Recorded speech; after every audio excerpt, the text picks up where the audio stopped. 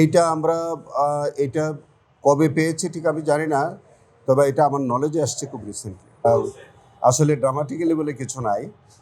আপনি জানেন যে এটা আইসিটি ট্রাইব্যুনাল অ্যাক্টের 9(4) এবং রুলসের 46-এ আমাদের একটি বিধান আছে যে আমরা যে কোনো স্টেজে যে কোনো পর্যায়ে যদি প্রসিকিউশনের কাছে মনে হয় যে কোনো মামলায়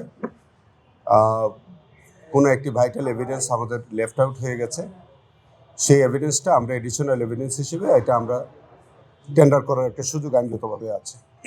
আপনারা জানেন যে আমি গত 23 তারিখে এই ট্রাইব্যুনালে জয়েন করার পর আমি প্রত্যেকটি মামলা আলাদা আলাদাভাবে আমি পর্যবেক্ষণ করছি।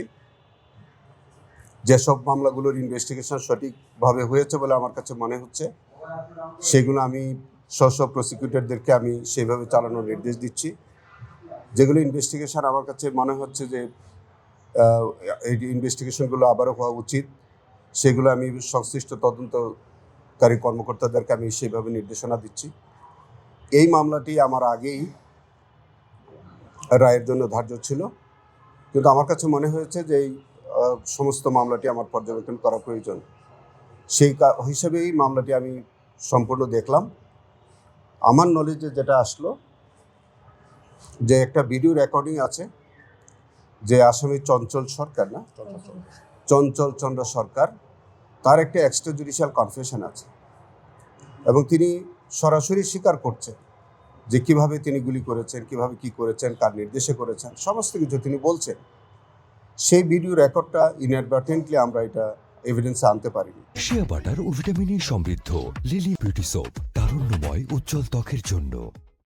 আমার কাছে মনে হচ্ছে যে এরকম একটি শক্ত সাবুত এভিডেন্স যেটা আমরা না দেওয়ার কারণে আমার কাছে মনে হচ্ছে যে এটা আমাদের দেওয়া প্রয়োজন। সেই কারণে আজকে আমরা আদালতের কাছে, ট্রাইব্যুনালের কাছে আমরা আবেদন জানিয়েছি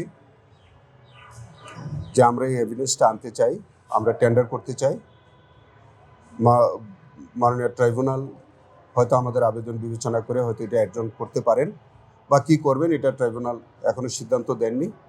হ্যাঁ, আমরা 4 সপ্তাহ সময়ের কথা বলেছি। ডিফেন্সের আইনজীবী সময় চেয়েছেন, তারা আসলে তারা কি বলতে চান। আমাদের বক্তব্যটা হচ্ছে যে আমরা একটা অ্যাডজনমেন্ট চেয়েছি। ইন দ্য মিন টাইম আমাদের হাতে যে এভিডেন্সটা আছে এইটা আমরা এই মামলায় এটা আমরা টেন্ডার করতে চাই। এটা কবে পেয়েছি ঠিক আমি জানি না, তবে এটা আমার নলেজে আসছে খুব রিসেন্টলি।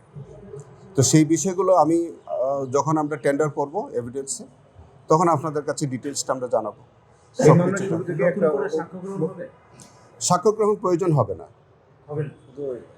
এটা আমরা যদি টেন্ডার করি আমরা সরাসরি এভিডেন্সে দিতে পারবো। ডিফেন্সকে শুধু আমাদের নোটিশ দিলেই হবে না। এটা গাফিলতি না, এটা আমাদের ত্রুটি বিচ্যুতির মধ্যে হতে পারে, অথবা এভিডেন্সটা হয়তো তখন ছিল না, সাবসিকুয়েন্টলি হয়তো এসছে, এরকম হতে পারে। যেহেতু এটা বিষয়টা আমার কাছে ইনস্ট্যান্টলি আসছে, এই জন্য আমি তাৎক্ষণিকভাবে মনে হলো যে এই এভিডেন্সটা আমাদের দেওয়া প্রয়োজন। সেগুলো আমি দেখেছি, সেগুলো যথাযথভাবে দেওয়া হয়েছে। আমার কাছে মনে হচ্ছে যে এইটা আমাদেরকে ওই আগের যে সাক্ষ্যগুলোকে আরও স্ট্রেংথেন করবে। কোনো প্রশ্ন ওঠার কোনো বিষয় নেই।